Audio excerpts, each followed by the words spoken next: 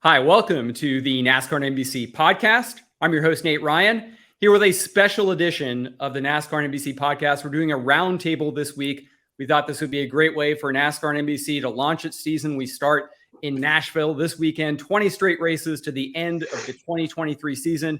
And I'm joined by four illustrious panelists. We've got Jeff Gluck from The Athletic, Pete Pistone from SiriusXM NASCAR Radio, co-host of The Morning Drive, Steve Wittart, analyst on NASCAR and NBC. And joining us from NASCAR, we have Mike Ford, the managing director of racing communications at NASCAR. So, guys, I want to just thank you all collectively first for being here. I want to get to all of your points. So I'm not going to allow each of you to make your own separate introductions here. We're just going to dive right into it. And where I want to start is hot button issues are the idea behind this podcast. We want to talk about what have been the driving issues in NASCAR through the first half of the 2023 season. Certainly the car has been a big part of that. Certainly there have been some safety discussions, some schedule discussions, some short track discussions. I want to get to those things, but I want to start with what I think drives NASCAR racing in general, and that's personalities and driver personalities in particular. There are three drivers right now who I think are the lightning rods of the NASCAR Cup Series, meaning that no matter what they do, no matter what they say, they're always garnering attention. And those three people are Ross Chastain, Denny Hamlin, Kyle Busch.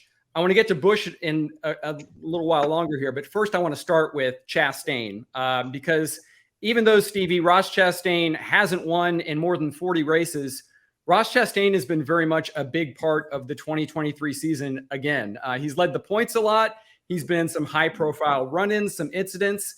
And I think what's interesting is we kick off the NASCAR and NBC season is that Ross Chastain has kind of lost a step since his run-in with Kyle Larson at Darlington. 3 straight finishes outside the top 5, 22nd, 10th, coming into Nashville Superspeedway. So he was told by his team owner, Stevie, that he needed to stop hitting things. And it seems as if it may have tempered Ross a little bit on the racetrack. So I'll come to you first as we get this discussion started. What's your take on where Ross Chastain is here in 2023? And has he dialed it back? And if so, did he need to? And is it affecting his results? Well, there's zero doubt that a casual or less aggressive Ross Chastain is a less successful Ross Chastain. We've seen the last few weeks. He's been slower. He hasn't been as aggressive on the restarts. He showed up in performance. And I will disagree. I don't think it was a run-in with Kyle Larson at Darlington that got Ross Chastain spoken to. I think it was a run-in with Kyle Larson's owner, Rick Hendrick. You know, a lot of drivers have pointed out how aggressive Ross Chastain is, and nothing made a difference. But something made a difference because when Rick Hendrick called him out, that is the first time car owner Justin Marks then said, yeah, we're going to have to sit down and speak to him. We are assuming that happened. And he is definitely not the same driver. This is a very simple case of be careful what you wish for. Nobody knows what ingredients makes the best race car driver. If one of us did, we wouldn't have to work. And Ross Chastain's chip on the shoulder, blue collar, run people over approach, while maybe not perfect, was effective. When I look at this mix, I really think this is an example of lacking a veteran voice in the camp. We all take for granted what a Joey Logano could do, or a Kyle Busch could do, or a veteran driver could do for Ross Chastain. I think this is Ross feeling his own way, but I mean, I would think we could all agree the much more calm Ross Chastain doesn't make a lot of headlines and unfortunately doesn't make a lot of top fives. Pete, what do you make of, you've got your finger on the pulse of NASCAR Nation there. What do you make of what you've seen so far this year from Ross Chastain? And, you know, was it necessary? Did he need to be spoken to? Did the fans think he needs to be spoken to? Because I know that's been a big topic on SiriusXM NASCAR this year. Yeah, I think some of the fans felt like, and I think rightfully so, that he had stepped over the line several times. And they got tired of the Ross Chastain apology tour, which seemed to happen week in and week out, right? I understand what Stevie's saying there, but what about the other side of things? What about the fact that could the garage have just caught up with Trackhouse Racing? I mean, part of what made Ross Chastain successful last year, quite honestly, and Daniel Suarez to a degree, was I thought Trackhouse got ahead of the next-gen Cup car and the other teams took some time. Well, now this year, in addition to Ross maybe dialing it down a little bit, there's been some problems. He's had a splitter issue. He's had problems on pit road. How about the fact that Hendrick Motorsports and Joe Gibbs Racing and some of the other big teams have started to flex their muscle? So when you put that into the equation with the Chastain discussion, Is that a reason why we're seeing maybe a downward spiral of the performance, and not just because, well, he's not running over people anymore? Because, quite frankly, he hasn't been near the front of the field to be able to do that in the last few weeks out. Jeff, what do you think? I know that you actually went to school with Justin Marks. You've covered him throughout your career. You have lots of thoughts, I think, both on his style, Trackhouse's approach. What do you make of what we've seen from that team, from Ross Chastain so far this season?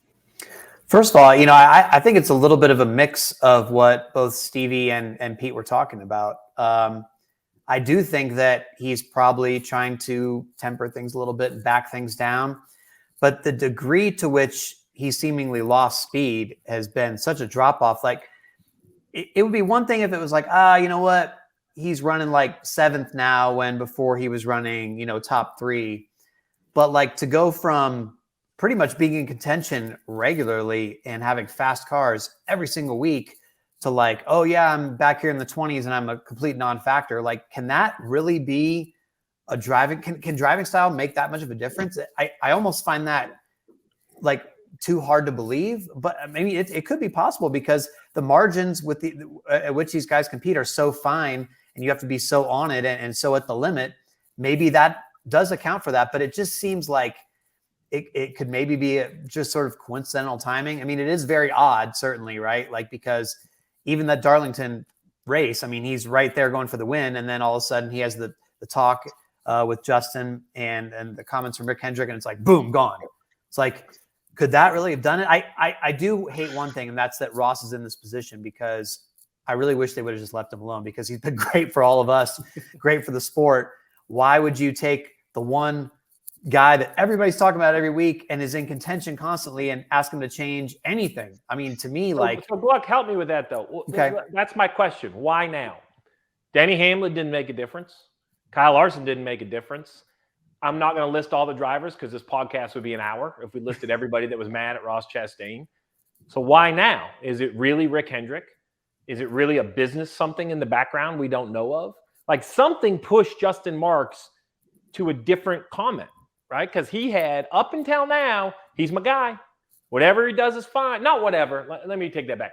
I'm going to support his actions, both positive or negative. This is the first time he admitted that he needed to be involved. The question is, why now? It's a great question. And, the first thing you think of is the possible pressure that a manufacturer, Chevrolet, like, hey, Rick Hendrick, hey guys, hey, I don't like what these guys are doing. I mean, he was very public about his comments and outspoken about his comments.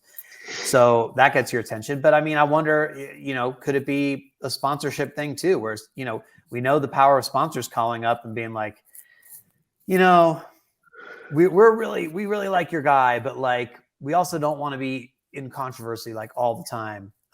So could that be it? I don't know. It is.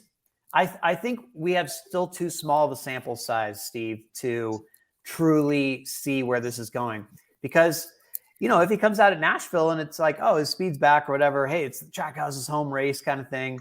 It's like, oh, I guess it was just a little blip.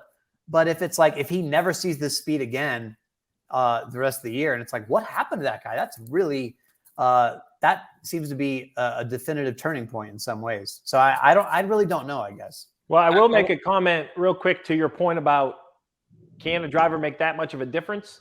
There's a real reason when you watch Sundays of the PGA Tour that the guys that are leading aren't chatting with each other walking down the fairway, right? This is like a new level. You, Jeff, me, Pete, none of us have ever physically performed as an athlete to this level. And I think we can't even comprehend the small details, working with the best in the world. Jeff Gordon, I've seen his best and his less than best. Now, luckily, his less than best was probably still better than most he was racing against. But there is definitely a difference. They're not robots, and the drivers do make fast race cars. I mean, Kyle Busch has instantly found speed at RCR. I want to bring in Mike because I think there's a NASCAR element to this discussion. But before I get there, I just want to give Pete a chance to respond to what Stevie was asking Jeff. Why now? And my big question here, Pete, is, why would Trackhouse want to mess with what has made Ross so successful? That he's been this driver who challenges the establishment and is sort of a rebel of some sorts. And, as Jeff Burton said on this podcast a few weeks ago, why would you ask somebody, hey, we really love the way you're doing your job, but maybe do it differently? Is there danger there? Were you surprised that the team maybe stepped in there like that? I was somewhat surprised, but here's the thing that sometimes we forget, right? This is in Ross Chastain's DNA, right? He's in the Cup Series now, but we all watched them in the Truck Series. We watched them in the Xfinity Series, and quite honestly, he was in equipment there that didn't allow him to run near the front of the field, but he was always an aggressive guy. So why you would go in there and try to usurp that, Nate, to your point, yeah, I think that's, kind of questionable. But what about the fact on the owner side, guys, maybe Justin Marks got tired of fixing damaged race cars? I mean, maybe there's that as well. We hear about, the cost and save us from ourselves from ownership. I mean, how many times can you wreck a good race car? And maybe Justin just got a little tired of that too. So I don't think it's I think we're all kind of right. I don't think it's any one-size-fits-all answer here. But the bottom line, the recipe is, this is not the Ross Chastain we saw all of last year and certainly the first part of this year. Yeah, no question. And again, I want to bring in Mike here because I think there's an interesting side to this, Ford, in that I feel like we as the media sometimes send mixed messages to drivers where we ask them to be themselves. We ask them to step out and challenge authority and be aggressive on the racetrack. But there's pushback when they, again, upset the establishment, when they become the iconoclasts, whether we've seen it with Brad Keselowski or now we've seen it with Ross Chastain the last 2 years. What's NASCAR's opinion on that? Because you guys want these guys to be themselves, but you're also sort of legislating their behavior to some degree. And you're also, I think, mindful of how they present themselves to the public, to the fan base, to the media. How does NASCAR see all of that? No, I think Gluck 2 points ago hit it on the head. We like Ross being a badass, honestly. The sport was built on badasses. You look this is our 75th anniversary. You go back to our very first champion, Red Byron, badass, Cale Yarborough, David Pearson, Dale Earnhardt, Tony Stewart. Each generation had its badass. You probably say that's Kyle Busch this now for the last decade, but it was becoming Ross Chastain. And Ross Chastain's not on a show like Pat McAfee, for instance, if he wasn't a badass. So to lose that, I know Gluck was mentioning that, yeah, it kind of hurts us. We were talking about it and had something to talk about every single week. Losing that hurts the media, which in turn hurts us. If media don't have interesting storylines, and I know we'll get to some of that later on, that ultimately hurts NASCAR. So, there is a line there. There's definitely a line between personality and professionalism. And I don't think Ross crossed it. NASCAR doesn't think Ross crossed it. We have seen drivers who have crossed it this year and last year. Ross wasn't one of them. So it is disappointing to us as far as a storylines and drama and excitement standpoint that Ross isn't in the mix every single week like it was in the start of the season. Hey, I will say this, we are all comparing Ross to this demarcation of Justin Marks' comments. That's the interesting thing, right? If Justin doesn't come on Pete's radio show and say, what, we are going to talk to him, would we have even had a moment in time to say something's changed? Does that make sense, Pete? Like we're all saying, he changed because Justin Marks said he was going to talk to him. Like, we don't know if he talked to him. I don't work at Trackhouse. I don't know what happened there. But I just wonder sometimes, I think Justin is brilliant, and what he's done is brilliant. And there's a million things I would go back and change in my career. And I would love to ask Justin if, hey, it's not that you would or wouldn't have talked to Ross. Would you wish you wouldn't have told the world that you were going to talk to Ross, right? Because that's really the point, right? Sometimes maybe, it's like your kids, right, Pete? Like if they do something silly in front of a group, you don't have to call them out in front of the group. You don't have to tell the group you're going to talk to them. But on the ride home, you say, hey, man, that's not acting like an adult. I need you to act like this or like that. I just wonder if that is what made this even more polarizing, is that the owner publicly said it.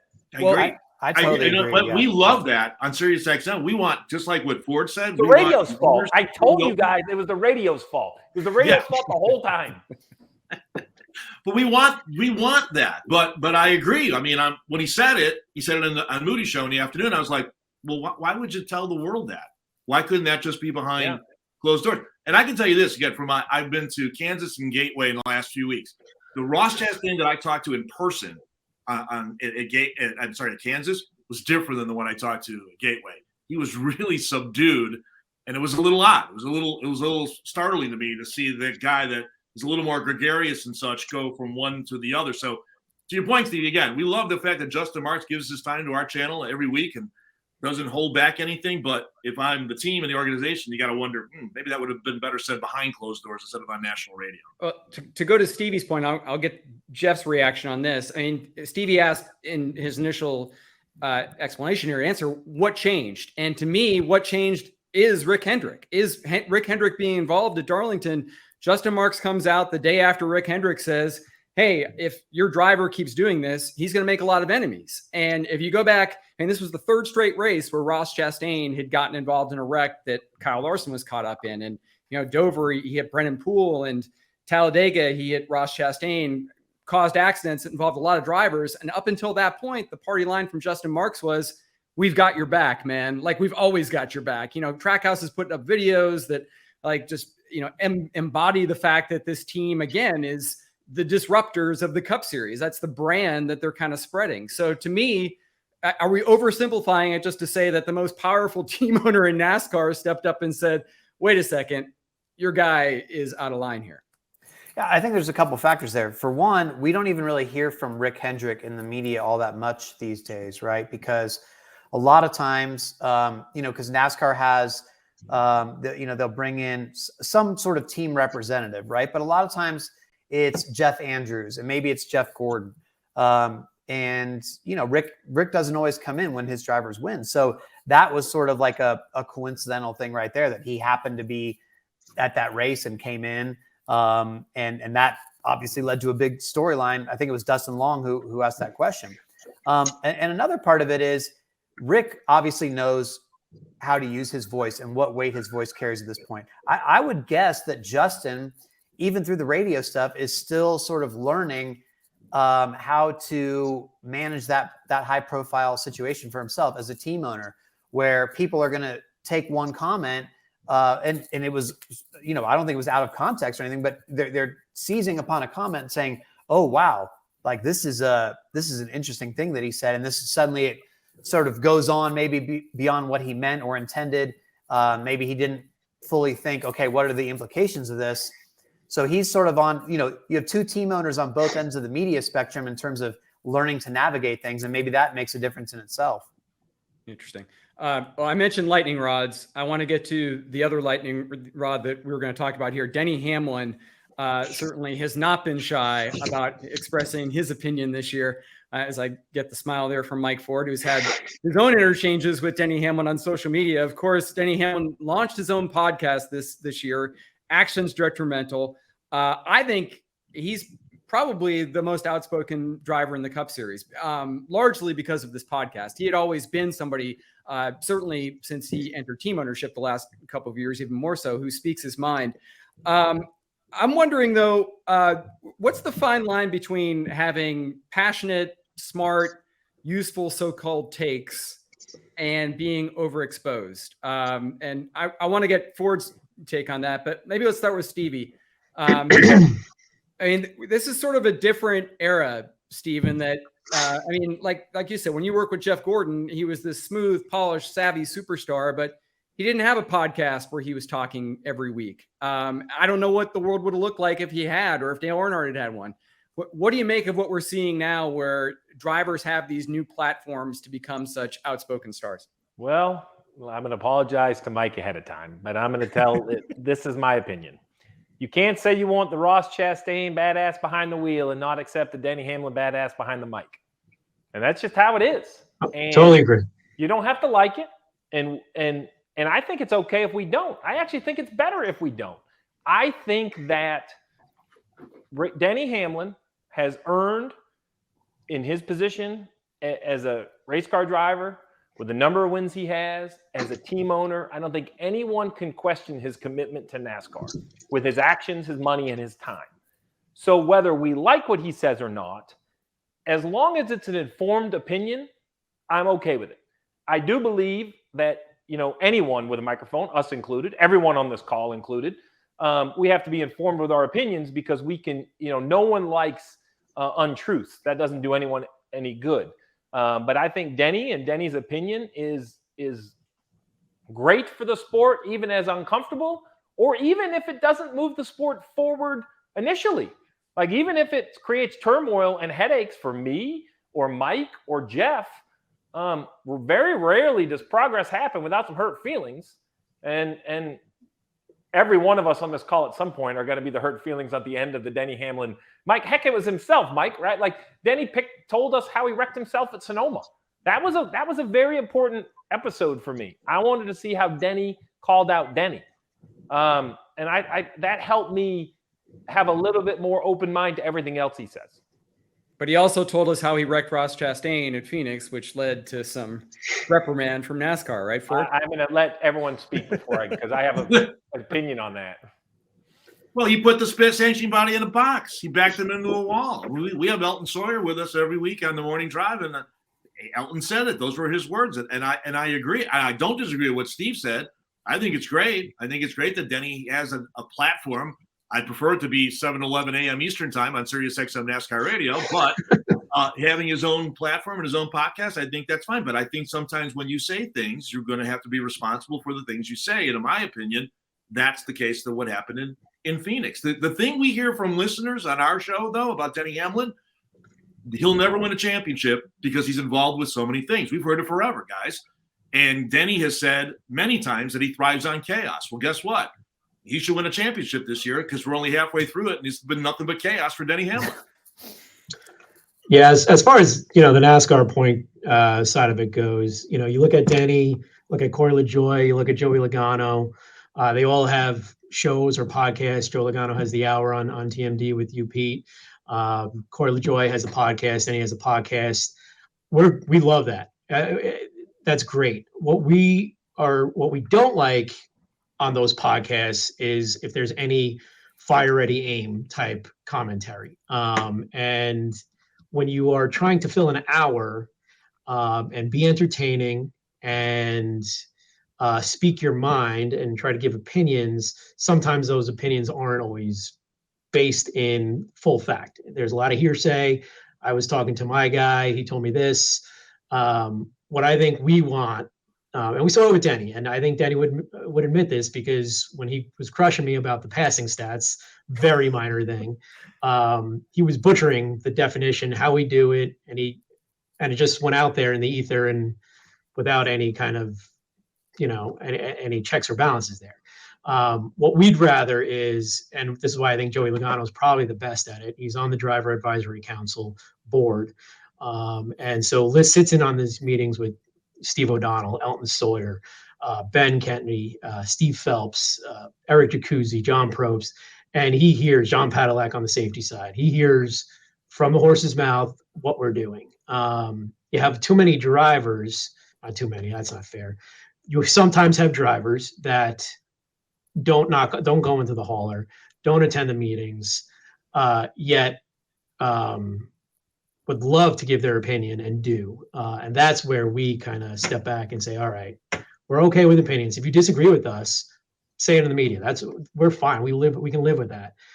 But if you're doing it without the context of why we're doing it, that's when we get a little perturbed.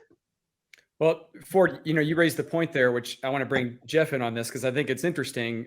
You got Denny Hamlin, who has a podcast, extremely popular, and very, I think, informative. Especially, I thought his penalty hearing podcast was one of the finest pieces of NASCAR journalism we've had this year. We got a window into the NASCAR appeal board hearing room like we'd never had before. So credit to Denny for doing that. You also have Corey LaJoie, who has another popular podcast, and Corey's a smart guy. He has good takes on things. But in both of those instances, you have one guy who has yet to win a championship, another guy who has yet to win a race. They've got some pretty big platforms. Joey Logano has won a championship. As Ford said, he's on Pete's show every week and does a great job there. But there are other drivers, Kyle Larson, Chase Elliott, guys who have won championships who I think it's fair to say are a little bit more low profile. What do you think the line is there, Jeff? And, should stars be doing more to leverage their positions, or should some stars or drivers maybe be, reeling it back a little bit? My first instinct is to go, well, if I was a driver, why would I not want to have a podcast? Because that is truly the place where you are having a long form opinion, and it's almost weird about podcasts, because you could take somebody that you really don't agree with at all in life or about anything, and you listen to them on a podcast and you go, oh, okay, I understand a lot more where they're coming from now. Even if you still don't really agree with them or understand, their viewpoint, you're like, I get why they're saying those things now, right? And that is truly the place to explain yourself. Now, so, that's why I say, well, if you were a driver, why wouldn't you want to be going to the fans directly like that? Just saying, here's what I think about this. But if you're also getting in trouble with it, and it's going to be causing you problems, and it's going to detract from your job. I mean, Carson Hocevar started a podcast, I think, with Matt Weaver and Kevin Swindell. And I think it lasted like one episode or something before Hocevar was like, yeah, you know what? This isn't a good thing for me to be doing or something. And he backed out. Now Larson has started his own podcast as part of the High Limit series he's doing. And he said some super interesting things on there where you're like, woo, Larson on a podcast. Like, this is the blunt Larson that you would want. So I do think it's good and bad. It's just, if I was a PR person, I would probably hate my driver having a podcast. But if I was more of like just a publicist marketing type, where I'm like, hey, this is growing their brand, and I don't have to worry about putting out the fires, and that's a fine line, I get, but you have to watch what you say, but also show the personality at the same time, which is the whole crux of this discussion, right? Yeah. Well, yeah. So I think it goes as simple as this for me. Regardless whether you're an athlete or former crew chief on the radio, a writer, communications for NASCAR, when you choose to be on a podcast or a TV show or write an article, I think you have some journalistic responsibility and some required integrity to opinions are fine. Editorials have always been fine. But if you're going to state something as fact, you have to be confident in its fact. If something is hearsay, it has to be very clear that you label it as hearsay. I don't think you should shy away from it because it's hearsay, but you need to not present it as boldly written on a piece of paper when it is second or third hand information. So I think that's position A for any driver that wants to have a podcast. Now, position B, and this is where NASCAR and I differ, is I feel that I didn't like the Denny Hamlin penalty. If we're going to penalize for what he did on the racetrack, or what any driver does on the racetrack, that is NASCAR's position as the sanctioning body. I would not want the position, and it's a tough position. But we're basically encouraging the athletes to be dishonest or withhold the truth. I mean, he said he wrecked him, which I'm going to take as the truth.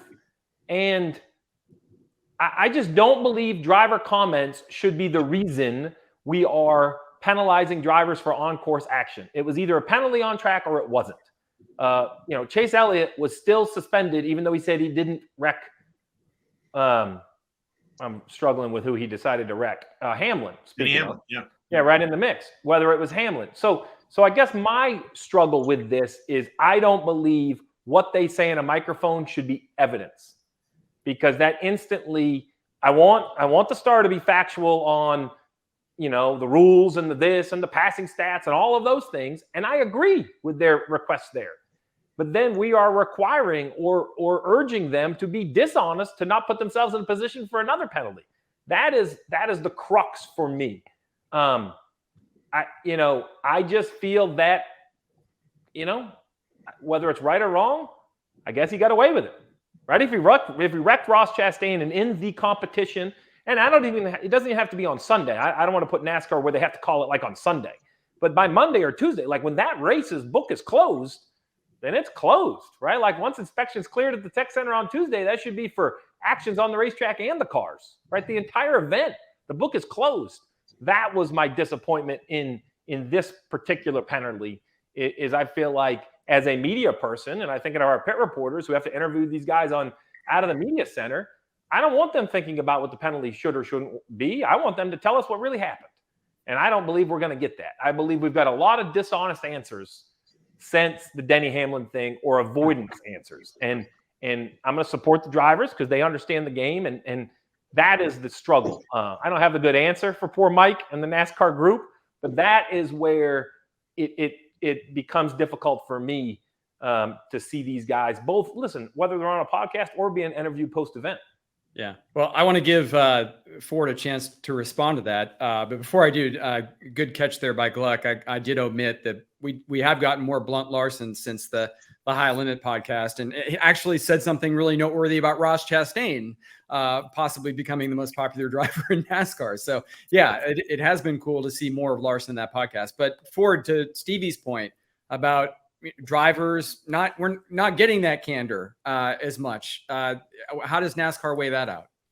Well, I mean, it's I guess there's two kind of conversations here. So if you're going to kind of like what Pete said, I think if you're going to admit to committing a crime, by that logic that we shouldn't be penalized, or if it's law and order, arrested just because I didn't get caught in the act, that doesn't hold water for me or NASCAR. We did what we did because he admitted to violating the rule book, so he has to get penalized for that. So I that's how I feel about that. That's kind of how we answer that question. As far as drivers not feeling they're able to show their personalities when there's a microphone in front of their face, I think NASCAR, and I got to give Steve O'Donnell a major kudos for this. He has, I think there was back in the day, say 2013 to 2017 era, the fines for saying that was hard to pass, or fines for ripping NASCAR leadership or ripping a call. Those have gone away completely. Talk about Denny Hamlin again. Just October, he said the entire NASCAR leadership team should be fired. And the penalty for that was $0, 0 points, 0 race suspension. In no other sport, I don't think, could you do that and not open your checkbook the next day. NFL, NBA, MLB, you rip any of those commissioners, you're probably going to get suspended for that. So I think NASCAR is incredibly lenient as far as letting drivers speak their mind. As far as the specifics to the Phoenix penalty, this has been beaten to death, I think. But I think when you say you committed a violation on the track, whether it's a technical one or you wrecked someone on purpose, I think if we didn't do something, I think we'd be having the same conversation: is how could you admit that you broke the rules and not get in trouble for it? Yeah. Pete, I want to give you the last word because Ford just talked about that. You've covered baseball, football, basketball, all the sports there that you have in the Windy City. You know what it's like across the board there in Chicago. And to Ford's point, I don't think there was any secret $50,000 fine like there was in 2010, 2011 for Denny Hamlin. So kudos to NASCAR for changing that policy. But do you agree with that? Do you see that NASCAR drivers maybe have more leniency than we realize to speak their minds versus other professional sports? Yeah, there's no doubt. I mean, absolutely. You question any official in any other sports that Ford talked about there, and you're going to get at least a monetary fine. So I do think NASCAR has some leniency.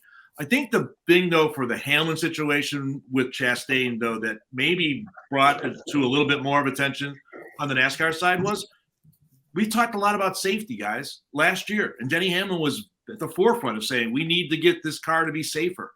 And so when you admit that you went out and you purposely wrecked somebody in this race car, I don't think that part, that safety part of it maybe shouldn't be taken out of that. Maybe that was he sort of flaunted it and had all those things come together. By the way, he wrecked the aggressive Ross Chastain back there at Phoenix, right? That was the aggressive one. I get it all mixed up. But bottom line is, Nate, to answer your question, I do think that NASCAR drivers have a lot more leniency than other sports do. And quite frankly, even though what happened to Denny Hamlin, I don't see him changing. I still see Denny speaking his mind, and I'm thankful for that, like the rest of us are. And are we kind of okay that it all kind of happens? Like, I hate to say it like that, but, it's not like the fine was so ridiculous the guy couldn't race the next day. Right. And it's not, like they didn't take him off the air. And, you know what, Gluck, you were right. Podcasts just bring everybody together. Kumbaya. They do, as evidenced by this one. And speaking of, for this segment, we're going to excuse Mike Ford because I want to get into the other lightning rod that we haven't discussed yet, and that's Kyle Busch, as I mentioned. I think I mean, Kyle Busch coming into Nashville in the NASCAR and NBC season is, to me, the biggest driver storyline. I mean, I know he's not leading the points. He's tied for the lead in victories. He's got 3 wins.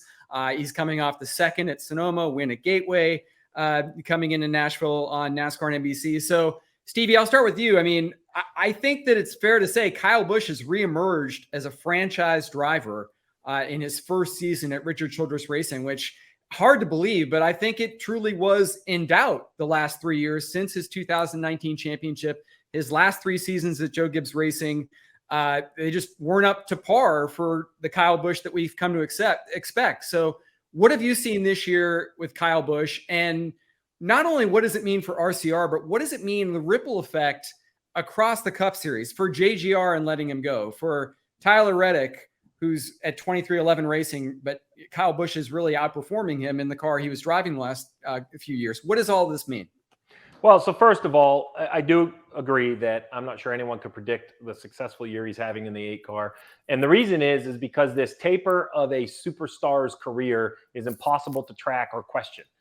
We've seen DW have years towards the end where he was unsuccessful. Jeff Gordon won near the end. Tony Stewart. Every driver has a different kind of fade off into glory, and it's impossible to measure. Car, equipment, there's so many things to go into it. As for Kyle Busch specifically, the man's won 60 races and some championships. I don't think his talent was in question. And I actually will say that the best thing that happened to JGR is that he went to RCR, even with those 3 wins. Listen, let's remember, Kyle Busch was at Hendrick Motorsports. It got to a point where it wasn't the right fit. Rick Hendrick knowingly allowed him to move on, didn't re-sign him. And I was in the room where he told us how good Kyle Busch was going to be, and he wasn't wrong.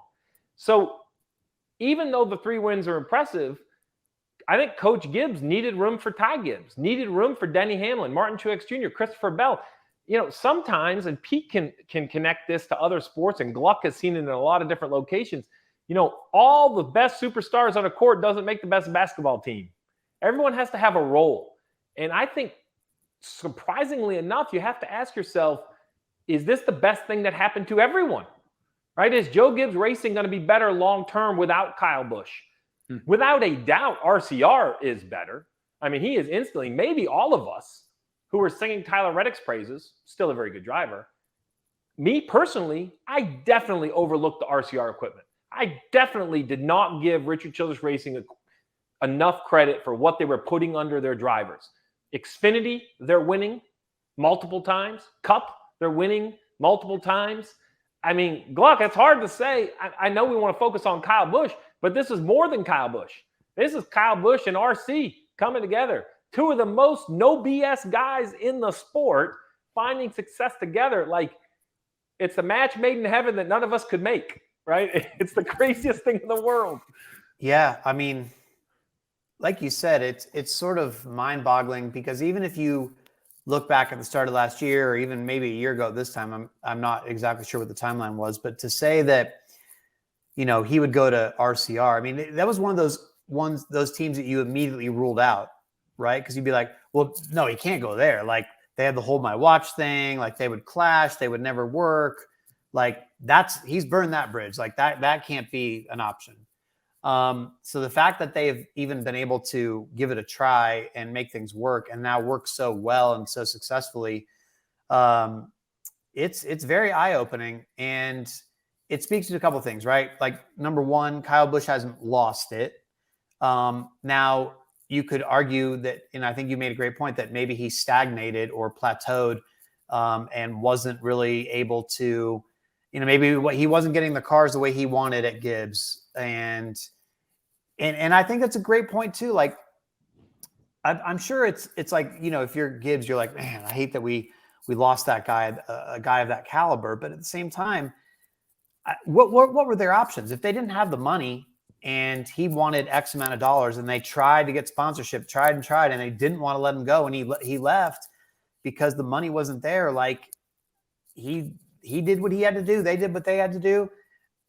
I think it's kind of working out. I mean, for everybody, like you said, I don't disagree with your points. And I think that it also just is another reminder, though, of how much of it is the car at times. I mean, yes, we focus so much on the drivers in the sport, and but again, like the whole question and idea the last couple of years of, has he lost something? Has he lost a step? If he gets the cars right, he hasn't lost it, but it's so much to do with the cars so often. Well, and I think I'm not willing to say he's the same driver. I just want to jump in there real quick. Like, as somebody, I'd love to tell you I was my best for every year as a crew chief. No, I had good years and bad years. We're all human. So you wonder if, I don't want to say he wasn't trying at Gibbs because that's unfair. But if something, even unknowing, right? If something became unlocked in Kyle Busch to say, I'm gonna make this work with RCR, right? Like, it's a different motivation. It's someone who just got out of a relationship, and now they're in the new relationship, and they're willing to do more or different things to make that relationship work. I don't know if that's the case, Pete, but I think we can't rule these drivers out. They're still human. Well, Pete, let me retweet to you by asking you this, because I hear what Jeff and Stevie are saying, and maybe Kyle Busch couldn't have unlocked the 2023 season he's having if he had stayed at JGR. But is there truly like no regret or no sense of, oh, we made a mistake here by letting him go at Joe Gibbs Racing after 15 seasons and 2 championships, and now he's resurrected his career again as a franchise driver? Yeah, there has to be some of that when you see what you had and he's gone. But I also think there was a point last year where I felt like it was diminishing returns for everybody. I mean, you guys know that it got acrimonious. There were a lot of hard feelings. The documentary, the behind the scenes that they had last year on USA, you saw Kyle and Samantha talking about how their feelings were hurt. I think it was just time to make a break for everybody. Not that there's not any remorse on both sides. But then the bottom line is you've jumped forward to where we are now. And 2 things about the Kyle Busch success that are really intriguing to me. One, Richard Childress Racing, what Jeff and Steve were talking about. I think we did maybe undervalue how good that equipment was. Tyler Reddick won in the race car that Kyle Busch is in last year. So it wasn't like he got into the last place car and is taking it to the front. There's no question about Kyle Busch's pedigree. We knew the talent. So you put those 2 things together and look at the results. But the other part of this, in this bizarro world we're in right now, Kyle Busch is becoming a fan favorite. You guys hear it at introductions at the races, right? He is getting more cheers than some other drivers. When I was in Gateway a couple of weeks ago and he won the race, the stands were just cheering him wildly. And I think it's 2 things. One, I think a lot of people like the fact that he's out of Toyota, whether that's fair or not. I think there's that. And he's with Richard Childress. So when you put those 2 things together, there's a lot of fans now who are Kyle Busch fans who weren't Kyle Busch fans for the years he was at JGR. And he's there because of Austin Dillon, which to me is another really interesting layer to this. Because Austin Dillon, I mean, Richard Childress has said it multiple times, like he's the reason he feels like Kyle Busch is at that team. But yet Austin Dillon might be getting the worst side of this, because he's not at Kyle Busch's level in terms of results this year. And I don't know what that says, Stevie. I don't know if it's fair. Again, like we're having this kind of car versus driver debate, but I mean, hold on though. Hold on. We're like Kyle Busch. Okay. I'm not going to put him at Dale Sr., Jimmy Johnson, Richard Petty 7 championship level, but Kyle Busch is dang close to single digit greatest to have ever done it. Yeah. Right? Top 10, top 15. I mean, for sure. Yeah. So, okay, look, is Austin Dillon as good as Kyle Busch? Absolutely not. I mean, Austin Dillon, will he admit it as a race car driver? Hopefully not. He needs to have the swagger like he can do it. But Austin Dillon has won the Daytona 500. He's won the Coke 600. And he brought Kyle Busch to RCR. I know what you're saying, and I think the fans look like Austin Dillon's getting the raw end. In my opinion, I think the industry says this just cemented what Austin Dillon's going to be doing for the rest of his life. He's going to finish out a great driving career for however many years that he chooses that to be. And then I finally found somebody that has RCR swagger. We finally found the guy to fill the impossible shoes of RC, right? Like, in my mind, Gluck, I know that sounds crazy, but I think comparing anyone to Kyle Busch is it's reckless, right? It's unfair to ask anybody to do what Kyle Busch was going to do. That's like saying, well, William Byron's only won 7 races. Jeff Gordon won 92. I mean, it's just really unfair, I think, to compare. It is, but at the same time, and I'm not, saying that like Austin Dillon doesn't look at it, Jeff, and say, oh, well, this isn't better for me in the long term, especially given that we know he has management aspirations and we know that he's the heir apparent at RCR. So long term, this works out great no matter what for him. But like, does it change kind of how we view the car versus driver debate, especially in the next gen era, where it seems like this has been sort of a level set and a game changer in the way that NASCAR has had more winners than ever before the last year and a half. And I think driver talent kind of, to Steve's point, Kyle Busch is better than Austin Dillon. We're seeing it this year. Driver talent maybe does matter more than it ever has before. I think so. And I also think that it emphasizes how right now in this era, if you're not running with your teammates, you're in a little bit of trouble, because just the fact that the cars, it's not even like, when people wouldn't run well at Hendrick, when there'd be that fourth car and be like, well, he's not getting the good stuff or whatever. Everybody's getting the good stuff now. The whole field is getting the good stuff. Now the engines might be a little bit different, and obviously the engineering and the setups and things like that, but it's the same equipment essentially, right? And especially on the same team, if you're not running well with your teammates. And that, honestly, though, that's why I picked Austin Dillon to make the playoffs this year, because I thought, well, Kyle Busch is going to come over there and he's going to raise the game, and he's also going to raise up Austin Dillon. And I do think, though, that Austin Dillon, I mean, look, it's been a forgettable season so far, certainly, and he just got a big penalty to put him in a must-win situation. But he also has had 5 crash-related DNFs, and that is going to always hurt your standings. But I would not be surprised still if Austin Dillon pops up and wins a race at some point. I mean, that they're being good teammates toward each other, and I would expect Austin Dillon. Yes, Steve, of course, I totally agree. He's not Kyle Busch, but I think he needs to be running with him a little bit closer than he has been, because the teammate thing right now, that to me is the best way to tell, driving talent. Yeah, I mean, in a way, it's sort of like Formula One and what we see there, where it's the ultimate, like, who are you measured against the most? It's your teammate. And I feel like we've seen that a little more in the NASCAR next gen era. I mean, another example might be Daniel Suarez versus Ross Chastain, where certainly Ross Chastain has outrun Suarez for much of the season. And I don't know how you look past the fact that if the car is more similar than ever and they're building the same cars for everybody, how does that impact things, Steve? I just want to jump in here because there's been a lot of conversation about driver talent versus car. So what comes first is enough funding to put a engineering-based car on the racetrack. And what I mean by that is an A-motor program, manufacturer support to put the car in the right position aerodynamically, to understand where the tires need to be, no matter who is driving it. And I'll always go back to Clint Boyer when he drove the Harry Scott car, right? Like, you have to have the funding and to get the equipment close. But anyone who believes the human aspect still doesn't dominate, then I would love to have a debate with them. Because I will say that great race car drivers cannot drive a slow car to a win, but average race car drivers will get beat by a great race car driver 9 out of 10 times. And that's kind of the mix, right? Is what, to your point, Jeff and Pete, what everybody's saying, is you got to have both. Like, so what's the percentage, Stevie, in terms of driver versus car, in terms of what, the overall whatever success? It is, it has to add up to 100. And I say that like tongue in cheek, but that's really the truth. The truth is neither of them, in my opinion, I would say a great driver, 60-40, leaning towards the driver. I think a great driver can put a average car in position more often than an average driver can put a great car in position, because I think it comes down to mistakes and length of race and all of that. Now, I also want to say that, remember, I also believe that our gap from our 30th place driver to our first place driver is closer than it has ever been. Right? I think between money and technology and the reach, I think the window of the athlete. I mean, look, there's only 7 guys in the entire field. When we roll off at Nashville, 7 of our 36 starters have won a cup race. I mean, just think about that. 29 of them are cup race winners.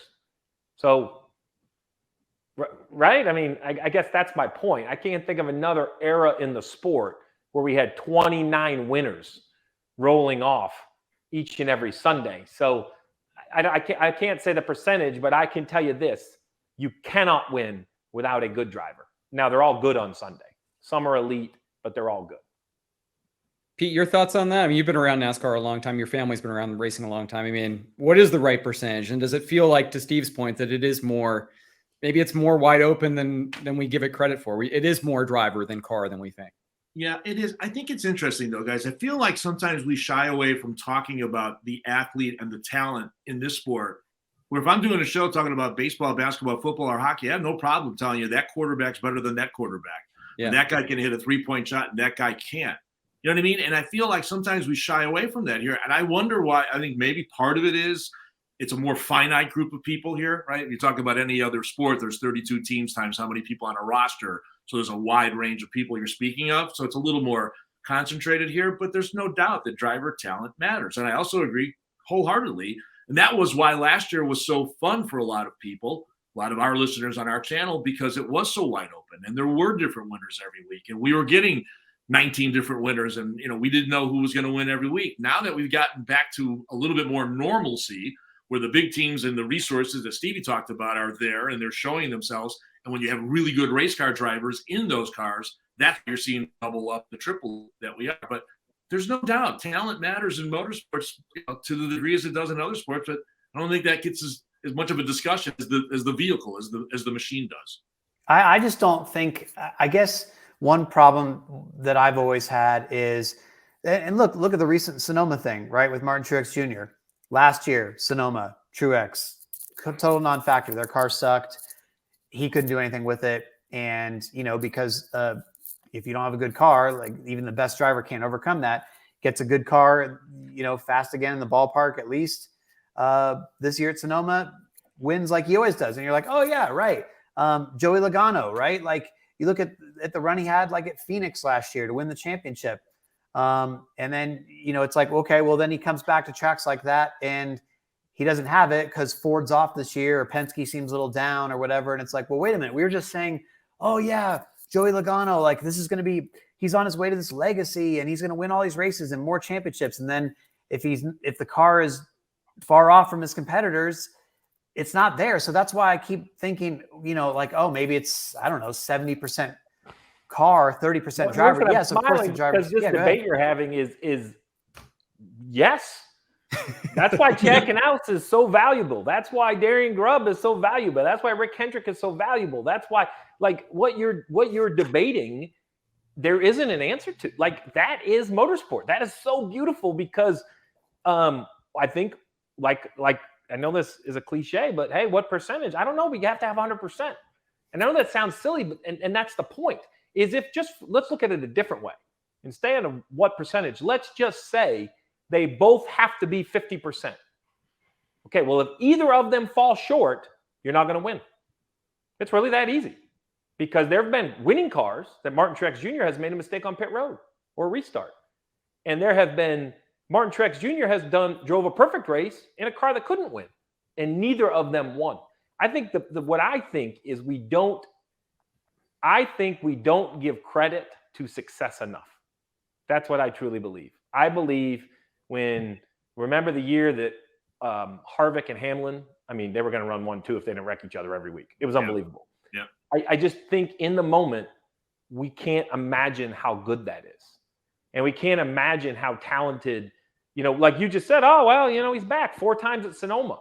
Well, like, maybe we just don't understand when he has the right car, how good he is. Like I know what we're all saying the same thing, Jeff, but you're right. The answer, this internal debate you're having is the internal debate of every single team principal in NASCAR who makes crew chief changes or driver changes, or where do you put your money? I mean, that is specifically, I believe, team presidents, director of competitions.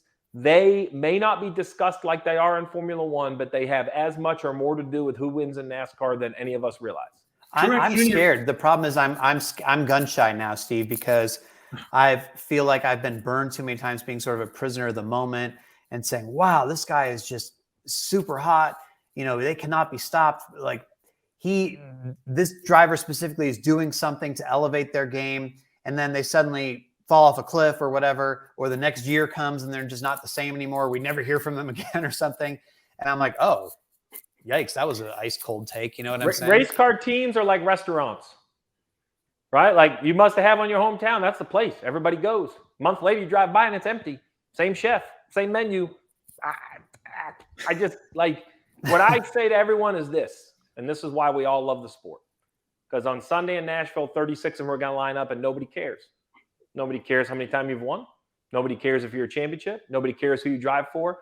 The sport it is a sport. It doesn't care.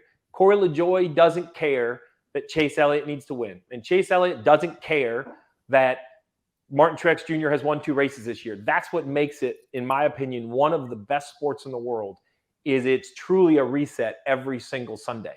I've been doing this my entire life. And heck, I have a podcast where I try to predict the results and try to help people.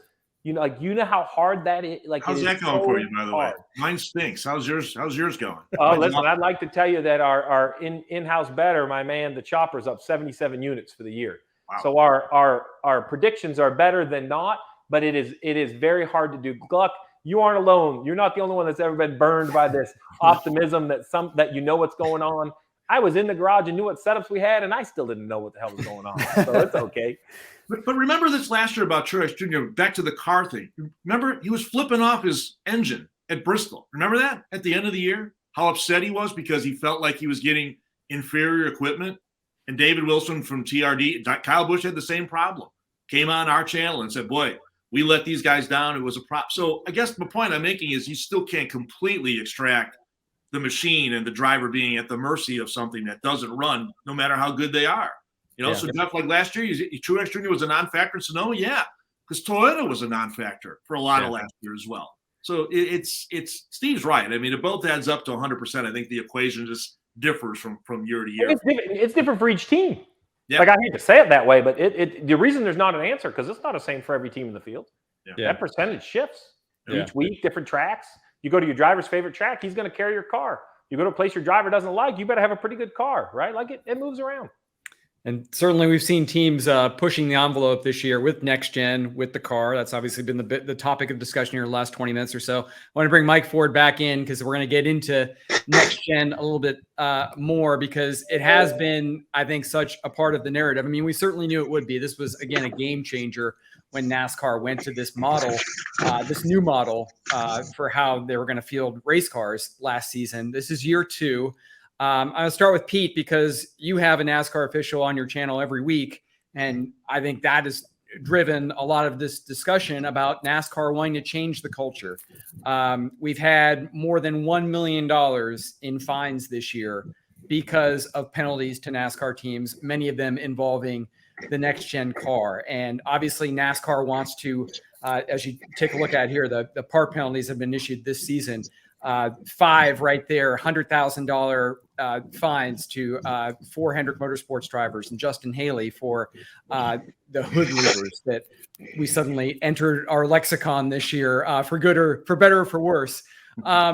Pete, NASCAR says it wants to sort of stamp out the flaunting of the rule book when teams have sort of functioned as manufacturing facilities in the past, where they've had all this autonomy over creating their own race cars, building their better mousetraps. Obviously, that's not the idea with next gen. Common parts come from single source suppliers and vendors. But you're familiar with the history of NASCAR. Like, how much truly can be changed in a sport that's sort of built on gray area ingenuity? It's hard. I mean, there's no doubt about that. There was a book written, and we all know Tom Jensen wrote about cheating. I mean, cheaters. It was called about just cheating. That's what the culture was based on. My uncle who raced in the 50s and 60s always tells a story about he went to Bill France Sr. and said, Bill, that guy's cheating. And Bill France said, why? How do you know that, Tom? He goes, because I'm cheating and he just passed me. So it went on, it goes forever. It's back to the DNA. But this is a new era now, obviously. And, the teams and the organizations were very instrumental in creating this new business model with this race car to bring down costs and to maybe even out the playing field a little bit on the competition level. But yet here we are back at it literally in the last few weeks, week in and week out, with not just penalties, but pretty significant penalties. So this is one of those things where it's a double-edged sword for me because I really appreciate and enjoy when Sawyer comes on or Brad Moran comes on and that transparency is there and they tell us what's happening and the sanctioning body's stance and such. But I hate the fact that after a race weekend, we'll spend 2 or 3 days gobbled up by talking about penalties. and manufactured parts and counterfeit parts in the case of what happened with Stewart-Haas Racing. So I get it. I understand what they're saying. They want to change the culture. There's no doubt the sanctioning body will keep ramping up penalties if they don't feel like they're getting the attention of the garage, and we'll see if the next one gets ramped up. As much as I'd like to say I wish it would go that way, I don't know if you're going to ever change that culture and that process of that thought process in the garage of trying to push the envelope to be better, even with a race car that makes that very difficult to do.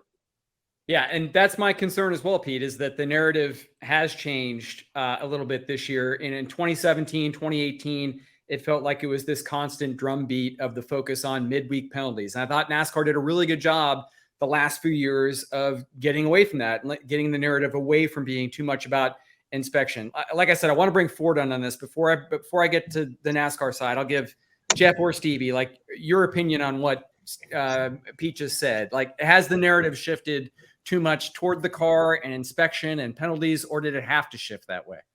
Well, first of all, I'm having trouble articulating this, but I feel like there's an opportunity here to sort of change how we all talk about it or view it, because especially since NASCAR's come out now and started showing us the parts, like they showed us the counterfeit part from Chase Briscoe's car. They showed us Austin Dillon's splitter stay that was supposed to be 3 pieces, and it was basically locked into one so that somebody could get up under the wheel well and twist it without the official knowing.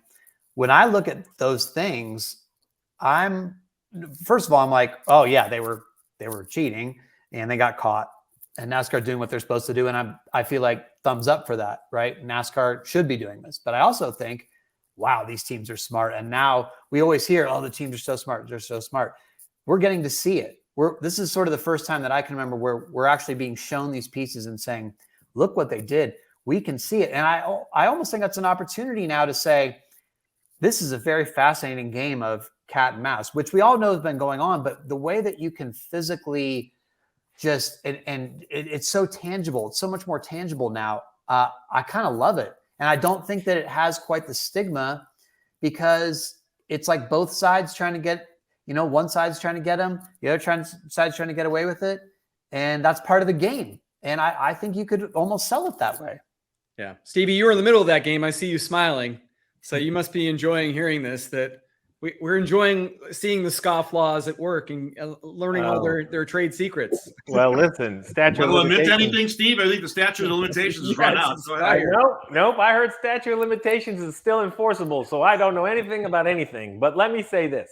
No flared fenders at Sonoma from 2007. We're gonna go past that. Man, hey, I hear you. I still have that letter here somewhere explaining exactly how much my fine was. But listen, here's the point.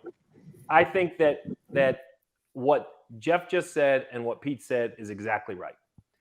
I believe that I'm going to give credit to NASCAR because I think the transparency of the infractions has been the key.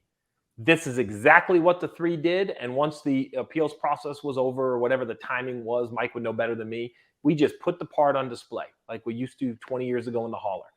And then when the 14 has this infraction, that's very hard. You get this infraction in the rule book and it reads like a deposition. I mean, it's, 14.1.3. This, your eyes glass over. But when Brad Moran walks out behind the trawler and he goes, this is legal. This is the size theirs is. The go-no gauge doesn't fit. Everyone could say, oh, yeah, well, it's definitely illegal. And because of that transparency, I believe that will give NASCAR the continued support to ramp up these penalties. Because while, unfortunately, Pete does talk about them all week on the radio, I believe they haven't. I mean, these penalties are gigantic, yet they aren't dominating the news. I mean, until you put the list up there, if I said, Gluck, quick, all the penalties this year, you would miss one. You'd be like, I don't know. Let's say Hendrick, there's 4 of them. Maybe there's 2 more. And if a crew chief were suspended 6 weeks and a fine of $250,000 5 years ago, Jeff would still be writing about it. He'd have his 7th article about the same infraction. So I actually believe the media not making it the lead story. That's not the lead story. The lead story is Martin Truex Jr. winning at Sonoma. That's the lead story, not the penalty. And I think that is going to allow the sanctioning body to do what they have to do, which is enforce the car. The car must be enforced. So, Jeff, to your point, while I do appreciate ingenuity, I think there is a difference between ingenuity and a counterfeit part. That doesn't seem very ingenious, right? That seems like, hey, I'm just going to cheat. And I do think some of our penalties are much smaller because it is ingenuity. I don't want to call it a gray area because I don't think it's gray. I do think it was outside the limit, and I think Mike would agree with on that. But I don't think it was outside the intent of the car or egregious as far as what the car was built around. I think those have to be enforced at all costs. And I think that we can do a good job as a sport by just saying that's the cost of doing business. Like, be careful because, somebody's, now there'll be $1 million fine in all of our lifetimes of covering this sport. Someone's going to hit 7 figures. There's no way we've gone from 50 to 250. So I don't see how we're not going to get to double commas at some point. And I think that we'll get to a point where we'll start, changing how these teams operate. I do believe that the culture will be shifting.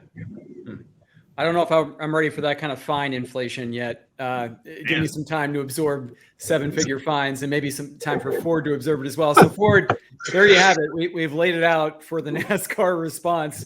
Some good thoughts here, probably some thoughts you don't agree with. How do you feel about how much of a discussion this has been this year and really the past 2 years? Yeah, I mean, for it to be any discussion, I think is unfortunate, and we'd rather be talking about racing. And Elton has talked about that, and Steve O'Donnell has talked about that. And I think it has been more of a focus than it normally would have been. I think a lot of that has to do with the appeal process too, because whenever there's a penalty, has been appeals that usually follow, and so that's 2 news cycles out of 1 penalty, and potentially 3 because you have the penalty itself when they announce that they're going to appeal, and then the appeal results. So you almost have 3 news cycles out of 1 penalty, and it's unfortunate that it takes up the airwaves. I think it's the appeal process itself, not to dwell on that too long, but I think what we did in not allowing the appeals panel to drop any portion of the penalty is going to help that. I think it makes it much clearer for the panelists, it makes it much clearer for the fans and the industry and media. So I think that process got cleaned up. So that helps. But we're going to continue doing it. We're going to continue penalizing. The reason we inspect so closely and so hard is because it's one of the things that I think it was Pete said, or maybe Stevie, we need to have a competitive field. And the reason our racing, in my opinion, and I think everyone in this group, since we're all passionate and about the sport, our racing, I think I put it up against any racing body in the world, and it is the best racing in the world. And the reason that is the case is because the inspection process is so stringent, and we need to keep the cars so close together, so on an even playing field. Plus, this is what we've been asked for. Owners said to us, be hard on us if we cheat, save us from ourselves, when this next gen car got into effect in 2022. And so we are doing what we've been asked to do. And as Elton said is a number of times, we're not going to get lazy on that, just because we'll have some bad media about bad fan reaction about too many rules, too many penalties. Let's talk about racing. We'd obviously rather do that, but the moment we stop inspecting these cars as close as we do is the moment where you see 9.5 second wins. Well, let's stay here and keep the heat on you, unfortunately, Ford. I mean, you alluded to it earlier, the short track racing debate this year, and Denny Hamlin and you kind of getting into it a little bit on Twitter, maybe not getting into it, but having an exchange of ideas about the concept of loop data and green flag passes. What's NASCAR's stance right now on the state of short track racing? We'll go around and get everybody's thoughts, but let's start with NASCAR. We think there can be an improvement. We think that it's not as bad and the sky's not as falling as hard and as quickly as some of the commentary has been. I think Richmond was solid. I think not solid. I think the Richmond race was probably the best Richmond race we've seen in years. Martinsville left a little bit to be desired, but we've all seen that type of Martinsville race. I don't think that was nearly as bad as some have suggested. But there are things that we're looking at for sure. And I think we have some exciting news to share on that front in about a month or so. I don't think it's much of a secret, but we're having a test the day after New Hampshire. Our engineers, Eric Jacuzzi, Chris Papelia, Chris Murphy, and Mia Dublar have been working on this new splitter, and it's a big arrow swing, and they are very excited about it. We presented to the drivers, we presented to the team owners. Might not be able to be implemented in 2023, just because there's a lot of production following that, and to create 7 different floors for 40 cars in a short amount of time probably won't happen, but we feel pretty good about it. The CFD modeling we've done on this, from my understanding, I've obviously not done it myself, but from my understanding, it's pretty promising. So we're excited about that. To answer your question in short, we don't think it's as bad as it's been. I think the rule change we made on the short track package to start the year has helped, but we do see room for improvement, and we're working on that right now. Stevie, I want to come with you first because I know you've got some thoughts on state of short track racing. And is it more about where short tracks are, or is it more about where mile-and-a-half racing has been in 2023? So I thought that answer was exactly the correct answer. I don't think that the sky is falling. I don't think it is as awful as everybody wants to make it, but it is without a doubt an area that needs to be improvement. I'm going to make the statement that I think racing and the product are the same as safety. And what that means is the product's never going to be good enough, nor it should be. I mean, the sanctioning body, the teams, the drivers should always look for the product that can improve next. It was mile-and-a-half. Well, they're now amazing. Well, guess what? That then puts the pressure on the short tracks. Like when you make an improvement in a car's drive line, you make the drive shaft stronger, you break the gear. You make the gear strong, you break the axle. You make the axle strong, you break the drive plate. Like there's always going to be a weak link in the chain. And I think when you're NASCAR and you have a relatively standardized car that runs from Talladega to Martinsville to now the streets at Chicago, there's always going to have to be adjustments to the package to make it more entertaining for the fans. The mile-and-a-halfs are great. The short track package is the one in my mind currently that needs the most attention. That doesn't mean it's broken. That just means where the attention needs to be. I will say all of these people that say it's the worst Martinsville I've ever seen, we got to do something because you would never, ever take 2 tires. Back to our conversation about people who make statements in hearsay or untruths, do your homework. I won my first ever race at Martinsville by not coming to pit road about halfway through and getting track position and then leading the entire rest of the race on old tires. Like, do I think Martinsville should be better? Yes. I don't think it's in debate. I don't think Mike would disagree. I don't think Steve O'Donnell would disagrey. I don't think the drivers would disagree. So, once you acknowledge the issue, how many times do you have to defend that you've acknowledged the issue? I think it's as simple as that. I hate to be that way, but I believe that the people that say that the short track racing is awful is comparing it to the best mile-and-a-half racing I've ever seen in my entire life. If they compare it to short track racing over the last 20 years, it's not awful. It's not as good as it was 5 years ago, but it's perhaps better than it was 10 years ago. I think that's kind of the problem. We always want to make it like it was, Pete. Well, man, every time I watch old races, the cars seem to have more gaps between them than they do currently. Absolutely. Could it be better? Anything could be better. But I agree with you, Steve. I don't think it's quite as bad as we make it out to be. And I think some of it, quite honestly, is sort of the condition of our fans. Our fans, if they don't get the slam bang finish, they think it's a, quote, bad race when they vote in the Jeff Gluck poll, which I do every week. And I think that weekly referendum sometimes there's no room for gray area. It's either plus or minus. And I think some of what we're talking about sort of gets lost in some of that nuance there. You're right. I mean, you go back to some of those Martinsville races. And Martinsville's interesting too, because the spring race seems to be a lot different usually than the fall race these days, simply because of the circumstances around the fall race being in the playoffs, right? Think of all the things that have happened at Martinsville. They've come in that race that decides who goes to the championship four. Well, there's no surprise about that. The stakes are much higher there than they are in the spring. So I think you got to put that in the equation. People were all upset about North Wilkesboro. Well, guess what? I don't care where we were racing. You were not going to beat Kyle Larson that day. So, I mean, the fact of the matter is it can always be improved. When you hear what Ford says about they're continuing to look at things to try to improve it, that's encouraging. And I think the answer is somewhere in the middle there. I think there's room for improvement, but I don't think it's quite as bad as everyone's making it out to be. Well, before Jeff goes, I also want to say I never want to tell a fan what his opinion is because it's his opinion. That's Absolutely. why I think the poll is great.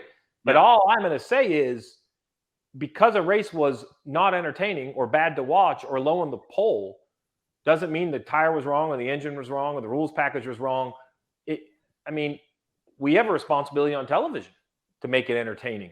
The driver, right, Jeff? Like I truly believe you could line up the same race 2 or 3 weeks in a row with the same rules and probably even get different races. Maybe not drastically, but I do think there's an opportunity for difference even within the same mix. Sure. I mean, anytime you have a race, if you get one race where it's like, oh, the caution breed cautions late in the race or something versus, having a long green run to finish. I mean, even that's different in itself and it can be viewed completely differently. But not to be the negative one of the group here, but I do think that the short tracks, have definitely been lacking. I don't know how to quantify it, but I'm not getting what I want to see out of them to the point where it's like, it feels like a big step backwards and it hurts because that's what should be NASCAR's bread and butter. That should be like the easiest thing, right? Like it's great that mile and a half racing is now like unbelievable. Like I cannot wait until the next mile and a half races where before you were like, oh gosh, that's on the schedule. Okay. It was like always the short tracks. It was like, yes, we know we're going to see something because they're going to run into each other. They're going to get mad. People are going to spin each other out. There's going to be retaliation in the same race. They don't even have to go on the podcast to admit it. And you'll just know like that was payback for that 100 laps ago. And, it just hasn't been there with this car. Now it's early, right? And I did not know the stuff that Ford just told us. I'm very glad to hear that. And hopefully that makes a difference. I think tires are something that can make a difference. I mean, you hear drivers talking about, can they eliminate the shifting at some point? Those are all things that hopefully they can get it back. But I think short tracks in some ways would be the easiest thing to fix just because by their nature, they're all close together. So that's a good start right there. So, so far though, it's just been kind of like, ugh, really? Like these are the ones that, no, like what? Don't take these away from me. Well, here's what I want to ask. I mean, it feels like we're through the looking glass a little bit here on this discussion because for so many years it was more short tracks. And I too many mile and a halves. And I did some research today.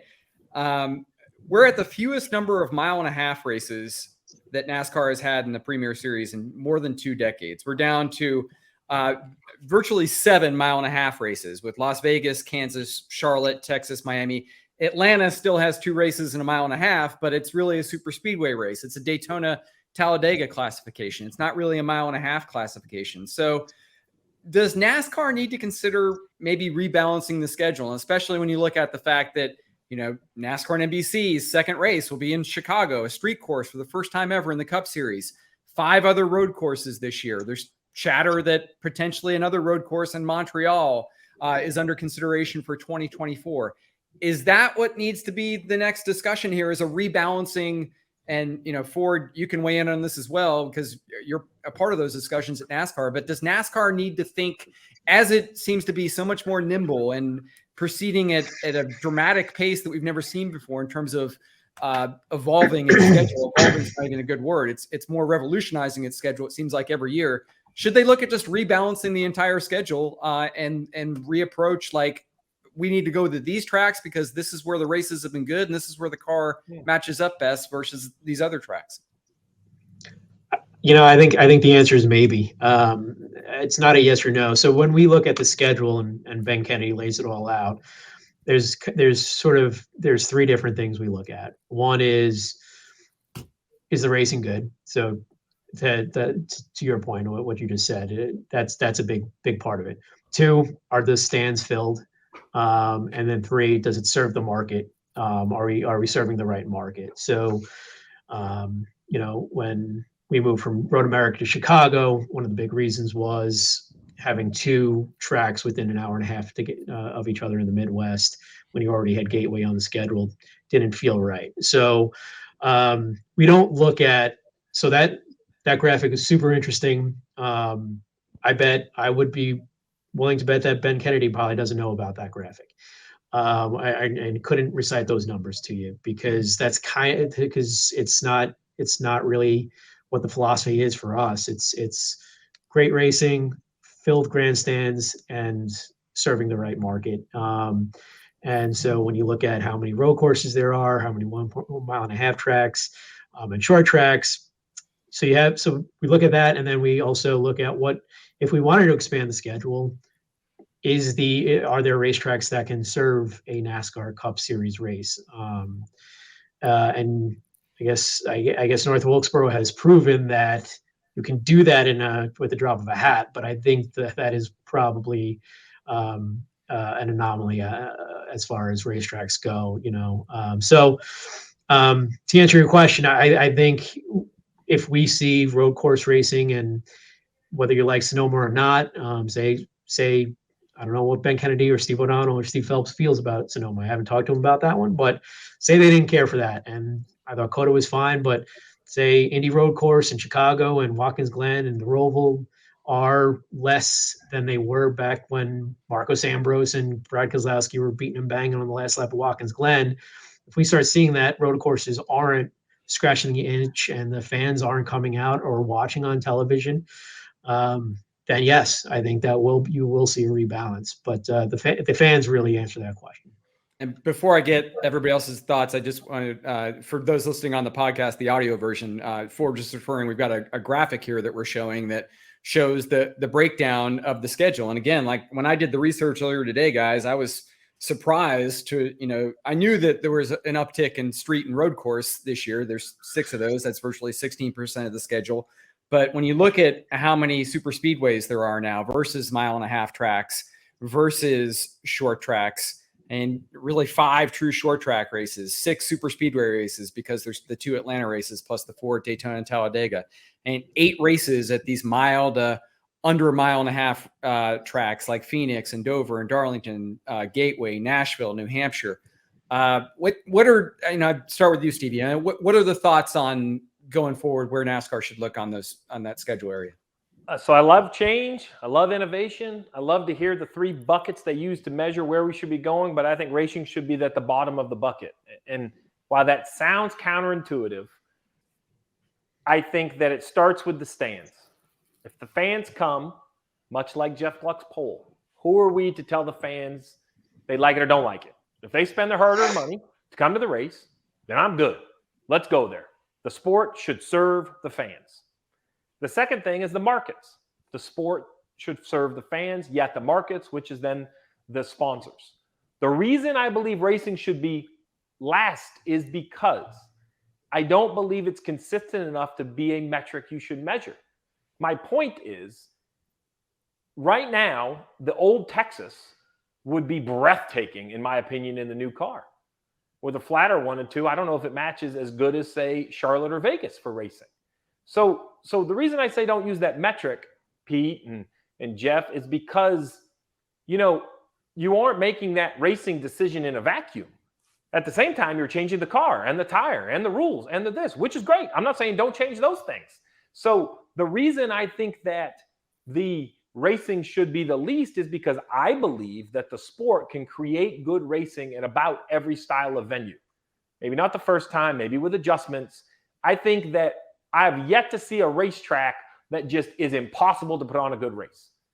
Now, to Jeff, to your point, and I'm the same way, I think I had some in my mind. Oh, yep, write it down. Bold, in Sharpie. There cannot be good racing here. Gosh darn it, now there's good racing there.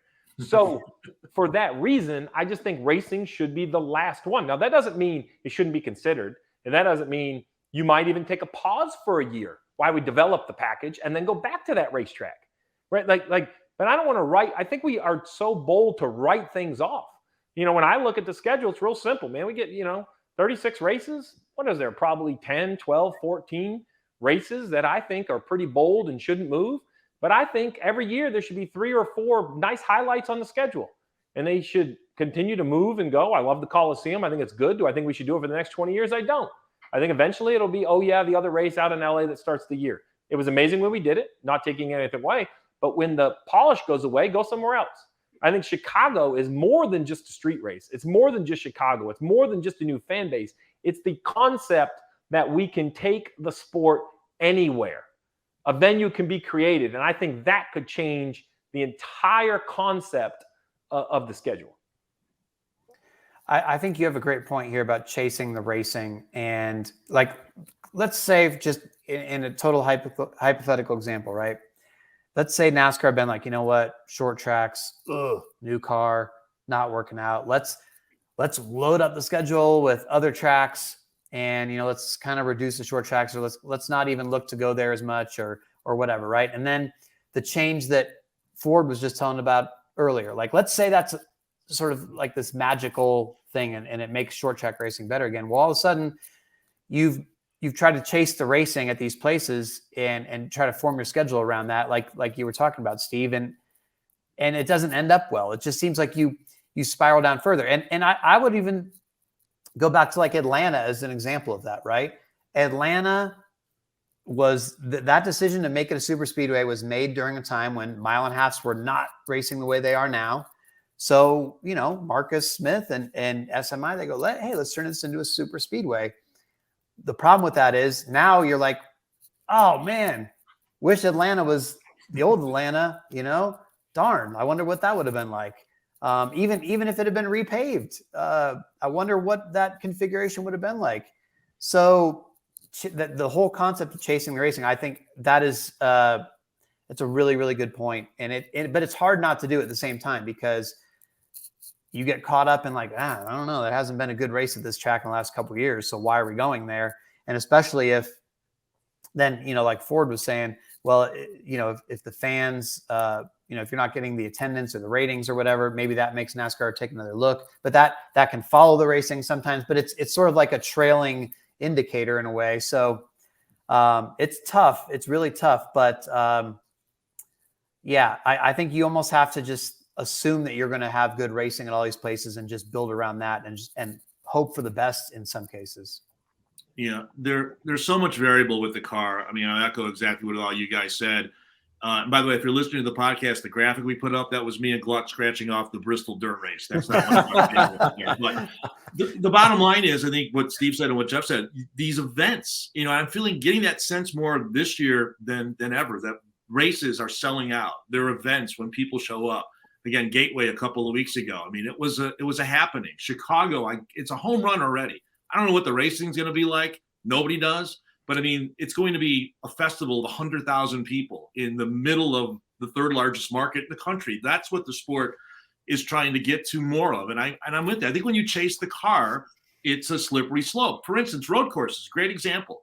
We had so many people who would call our channel, and NASCAR listens to Channel 90, and they heard we want more road courses delivered.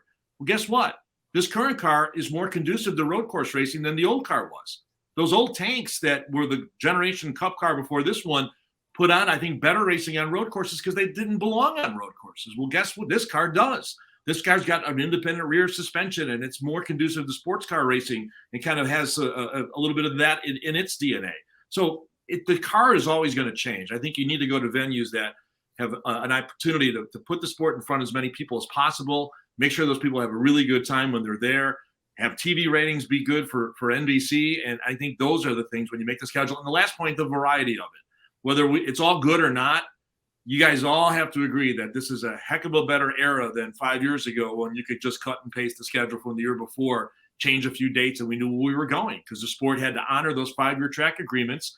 I get that. They don't now. And I give Ben Kennedy and that crew a lot of credit for looking outside and trying to do some different things. And I don't know what's going to be down the road, but I think it's going to be different. And I think that's a good thing for the sport.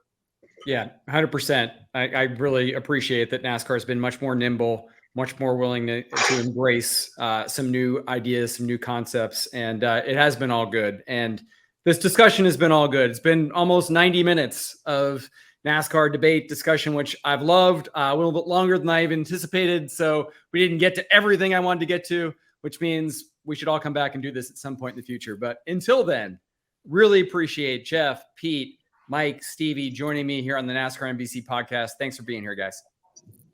Thank you. So fun. Yes, sir. Hi, I'm Parker Kligerman. For more access like this from Pit Road, be sure to click and subscribe to the Motorsports on NBC YouTube channel.